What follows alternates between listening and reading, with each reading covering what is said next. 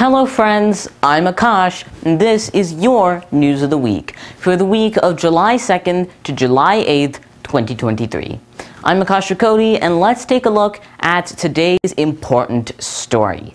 The U.S. Treasury Secretary Janet Yellen visited Beijing this week and met with China's second highest political official, Premier Li Qiang, among others, to discuss economic issues between the two countries of the USA and China.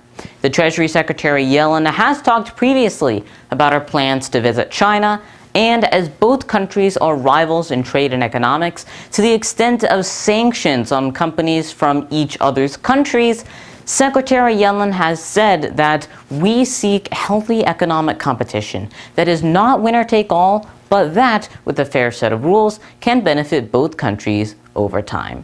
The results of the talks between Secretary Yellen and the Chinese state officials will hopefully be seen soon as time goes on. Hopefully, this will lead to healthier competition between the countries of America and China. But in the meanwhile, let's take a look at our next story of the week. The U.S. has announced it is sending long-awaited cluster munitions to Ukraine to use during the Russia-Ukraine war.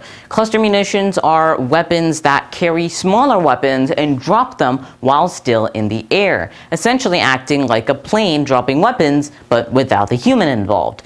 Now, cluster munitions can cause plenty of damage to military formations, but it can negatively affect civilians as well, especially when they are not intended to be the target. And this is eventually going to happen in the case of unexploded bombs, which could explode at any time in the near future. It's for that reason that the USA has been hesitating for over a year since the start of the war on whether to supply Ukraine with cluster bombs, until now when President Biden officially approved that transfer of the cluster munitions over to Ukraine.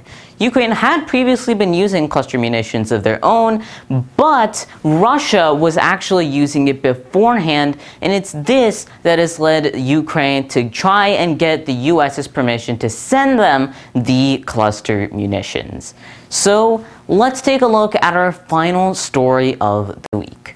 Facebook has launched Instagram Threads, a new social media platform that is now the biggest competitor to Twitter. Twitter launched in 2006 and allowed users to post tweets containing 140, later 280, and now even more characters to the internet. It rapidly grew shortly afterwards, and Twitter is now one of the most popular social media networks in the world.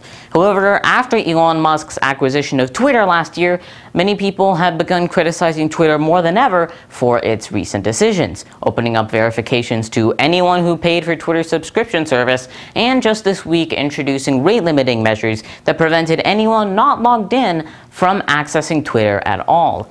So Facebook's decision to launch their own platform exactly like Twitter happened at just the right time. And as a result, since Threads launched just 3 days ago, over 80 million users flocked to Instagram Threads. And that is a big thing for any network. But then again, it's owned by Facebook and Instagram, so you can tell it would be big. Now, privacy concerns have become a major focus point regarding Threads, as Facebook has garnered a negative reputation in the past regarding their privacy. Now, Threads required so much information from its users that it is currently not even available in the European Union due to the restrictive privacy measures in that region. But overall, it seems that, at least in the countries where Threads is allowed, Threads is going to be the next big thing, right from the start. And eventually, we're going to have to see how things play out with Facebook and Instagram Threads, but as of now, it seems like a pretty massive success.